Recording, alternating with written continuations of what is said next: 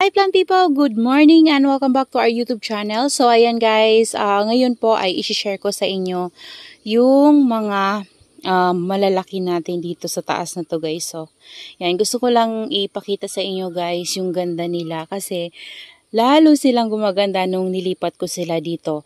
Pero hindi lang sila guys masyadong stress compare nung nandun sila sa dati nilang area kasi dito banda kasi nasi-shade na sila kapag tanghali. So, dati kasi guys ay full sun sila dun sa ating hanging planter. Diba dati before nakahang itong ating mga Monroe. Yan, tinabi ko kasi sila dito guys sa mga ano natin, mafarina na succulents.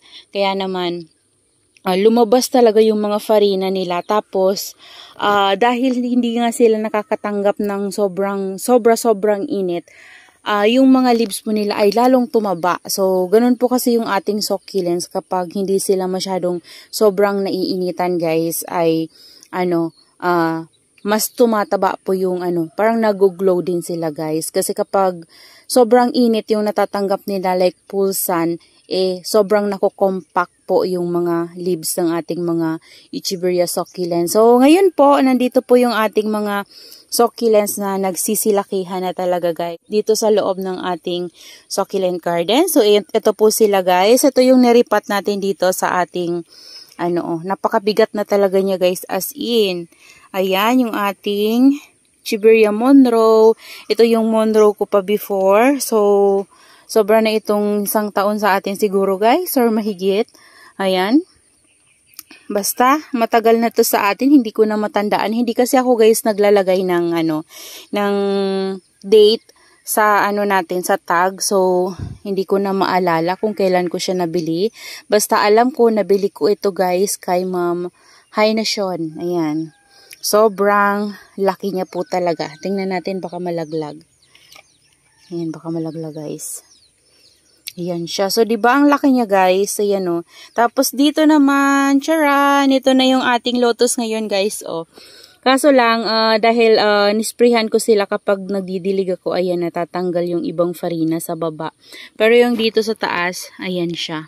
So, ito din kasi guys naman natatanggalan ng farina. Yan yung mga nastakan ng ating in-spray na Dietine Blue. So, kaya ini-spray ko talaga sila para matanggal din yung blue sa leaves nila. So, okay lang yan guys. At least buhay sila, diba? So, ayan no. Kung gusto nyo guys ng mga mafarina na succulents, isa ito guys si Lotus. Ayan. So, sa atin na yan guys, lumaki. Naipakita ko yan sa inyo kung napanood nyo. Kung lagi po kayong nanonood sa aking mga videos before pa. Kung nakita nyo to guys before, maliit pa talaga to. Tapos, napalaki ko na lang siya. Niriripat ko kasi siya guys sa palaki na pots. So, ayan na guys, yung natin, lotus ngayon. So, ito naman, isa din to guys sa napalaki ko na succulents. Ito si Laura. O, di ko alam kung Laura or white one. Pero ayan na siya guys ngayon. Yan na yung ating Laura. Ayan siya. Sobrang laki na, as in. Ayan o. Grabe, tsaka ang farina talaga niya guys. Tapos yung leaves niya guys lalong lumaki. Yan before yung tubo ng leaves niya habang lumalaki siya, medyo na siya guys, medyo na di-deform kasi nagiging ganito siya. So meron pa nga yan dyan tumubo na maliit. Pero ngayon guys, ayan na siya oh. Ayan, so may nakita ko niya na monstrous kapag nakakita ako ulit guys. Gusto kong itry ang monstrous ng Laura. Ayan, kasi parang maganda siya, mabait siya sa lowland. Ayan, ito naman guys, ito talaga, hindi ko alam yung ID. Yan, nabili ko na ito ng malaki na talaga kay Ma'am Jen. Pero ngayon, grabe, mas lumaki pa siya. And, nung nabili ko to guys, nangangamba ako kasi, ang niya guys, ang style niya, para siyang si Kanti. Nagda-dry. Ganito siya guys, so. Nagda-dry yung ganito niya. Siguro yan din yung way ng pag nila guys, pag acclimatize dito sa place natin. Kasi after nun, ayan, kung mapapansin nyo, meron pa nga siya dyan guys sa ilalim mo. Kasi after naman yan guys, nag-dry yung mga ganyan niya. Medyo lumiit siya ng konti kasi syempre, nag-dry yung mga dati niyang leaves.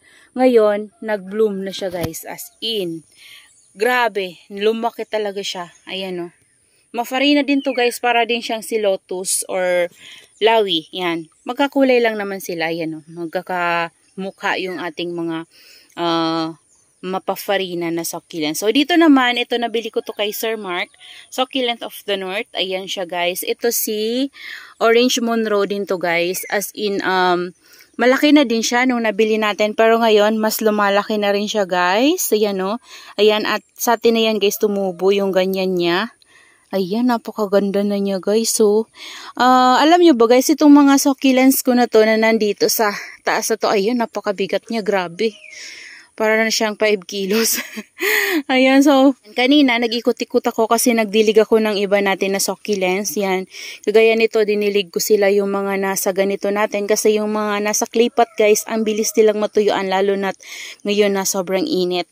Ayan, so, kaya na-amaze ako. Sabi ko, ala, ang ganda na pala nila. Sobrang lalaki na. Ayan, so, eto naman. Ito yung, ano guys, si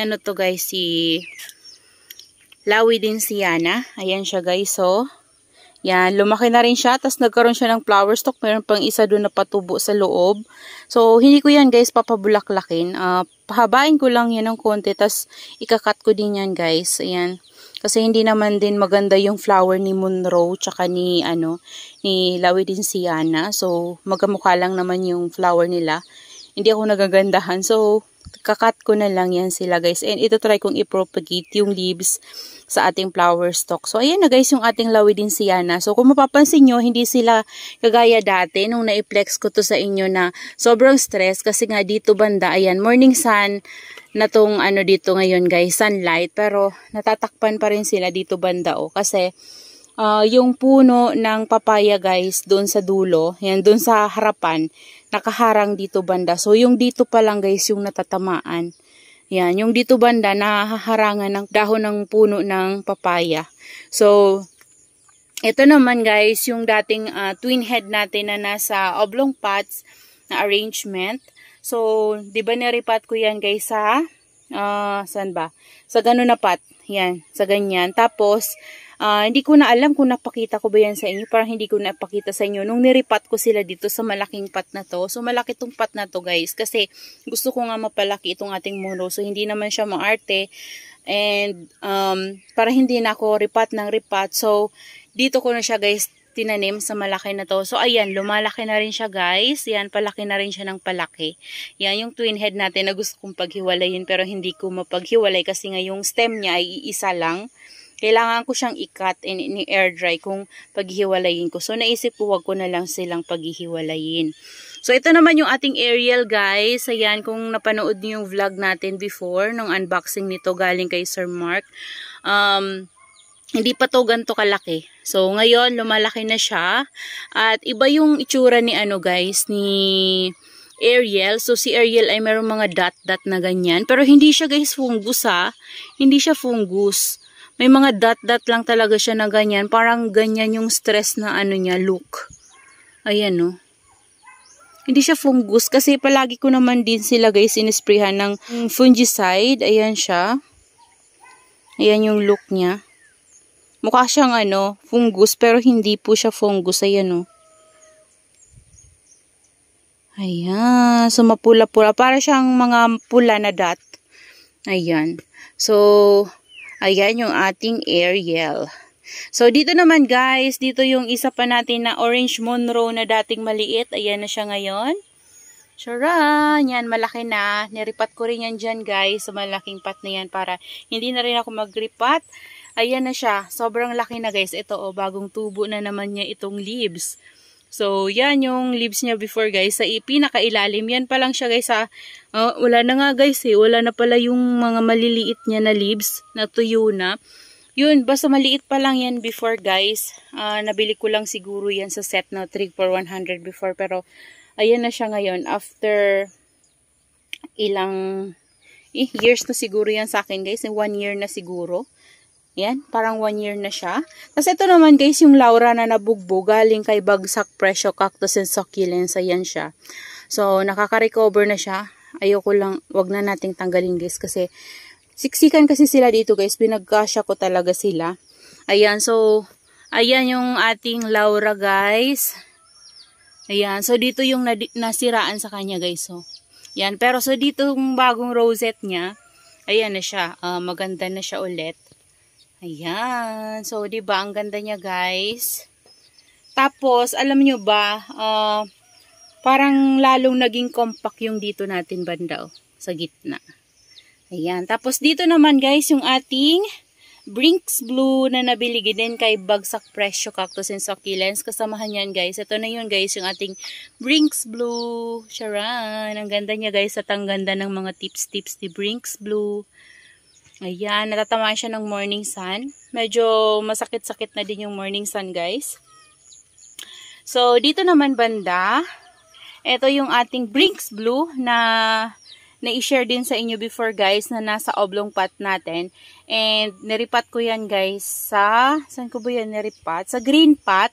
Yung green pot natin before na may parang ruffles sa gilid. So, after nun, niripat ko ulit siya dito guys kasi lumalaki na talaga siya. So, ayan. Ayan na siya ngayon guys. Yung ating Brinks Blue na dating na maliit na nasa oblong pot and niripat natin sa green pot ngayon. Yan na siya. Ayan o. Parang kasing laki na din niya yung isang yun o. Magkapareho na sila guys ng laki. Ayan. Tapos dito, ito yung isa natin guys. Ayan o. Si ano ata to? Tiny Burger. Ayan yung ating Tiny Burger. Kasama to guys ni Monroe. Galing kay Sir Mark. Succulent of the North. Ayan. So, ito yung ating akoho na kinat guys o. Hindi ko pa siya, hindi ko pa siya tinatanim. Pinatong ko lang siya dyan. Wala pa rin siyang roots, pero nakapatong lang siya dyan. Hayaan lang natin yan dyan, guys, hanggang mag-roots sila. So, hindi ko pa to dinidiligan itong pot na to. Pero yung mga pot na yan, guys, nadiligan ko na yan ng konti. Pero ito, hindi talaga. Ayan. So, antayin ko muna siyang mag-baby. So, dry na guys, yung ano niya, yung mga pinagkatan natin. Ayan. So, imagine, guys, meron tayong akoho na nabili before na 50 pesos lang ata to guys. Parang kay Ma'am Jen ko to guys sa bili. 50 pesos tapos naging ganyan na siya. Ilan na siya? Meron na tayong 5 heads ng ating akoho tapos meron pang baby na nandun kay sa puno niya. Oh. So magkakaroon pa yan ng mga babies. So akala ko nga before guys na stem rot na to. Pero pinabayaan ko lang siya, yun, nagtuloy-tuloy siya, tas naging 3 heads sa taas. So, hinayaan ko na lang. So, ayan na siya ngayon. Ayan. So, diba guys, ang ganda ng ating mga succulent na malalaki dito sa taas na to. Ayan o. Yan, eto, meron pa tayo ditong ito din guys, so napalaki ko na rin to si cream tea ko. Ayan, ano pa lang to guys before. 1 head, tapos naging 2 head siya. Ayan o. Gusto ko nga rin yung paghiwalayin before, kaso lang baka mamaya ma-stem rot. So, hinayaan ko na lang. Ayan, palaki na rin siya ng palaki. Tapos, dito, ito, ireripat ko din to guys sa ganitong pot soon or sa white pot. Kasi gusto ko yung white pot eh. So, siguro ireripat ko to sa white pot. Itong nabili natin na Orange Monroe kay Ma'am Jen na may crested dito banda sa gilid na to. Ayan, gustong gusto ko siya. Kasi may crested siya dyan sa gilid. So, ayan, meron pa siya ditong isang head. So, bali 3 sila.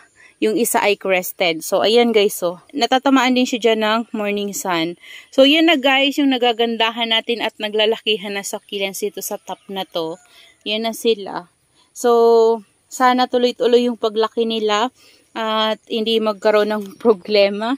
At hindi sila magkaroon ng sakit. Ayan. So, sobrang na-amaze talaga ako guys sa ganda nila. As in, sobrang ganda. Ng Orange Monroe, yan. Ang bait talaga guys ng Orange Monroe sa atin. Tingnan nyo naman ito, oh. Hanggang doon. Ayan. So, gusto ko nga guys, pag samasamahin talaga yung mapafarina natin na succulents. Yan, papalakihin ko muna yung ating mafarina dito na succulents. Ito si Canty. Yan, si Glass Canty to guys. Ito medyo malaki na talaga to, oh. Yan, compare dito sa una nating nabili kay Ma'am Jen. Ayan siya. So, natatamaan din to ng morning sun. So, maganda guys si Glass Canty kasi kapag i-stress siya, nagkakaroon siya ng mga pink-pink dyan sa leaves. So, dito banda, meron pa tayong isang mafarina na succulents guys. Ito si, sino ba to? Si Tromso. Ayan siya, oh. Maliit lang yan before, diba? Close na close yan guys, nung nabili natin kay Sir Mark. Kung napanood nyo yung unboxing natin ito. Close to guys, as in close. At maliit pa lang talaga siya. Parang ganyan lang. Tapos ngayon, ayan na, lumalaki na siya. At mumuka na. Ang lalaki ng hibla ng leaves niya. Ayan. So, doon, nandun yung ating lawi. Ayan o. Ayan. So, yan guys, yung mapafarina natin na succulents dito sa ating garden. So, meron pa tayo guys, mapafarina na succulents, pero saka ko na lang yun sa inyo guys ipapakita. So, sa ngayon, yan na lang muna yung, natin, ma-share sa inyo yung ating mga malalaking pots na nandito sa taas ng ating second layer ng patungan. Ayan siya guys. So, that's all for today's video guys. And I hope you enjoy watching and see you on my next vlog. Happy gardening everyone! Bye-bye! Ay, pahabol lang pala guys, konting tips lang po pala kapag tinanim nyo po pala yung mga succulents nyo or niripat nyo sa malaking pots.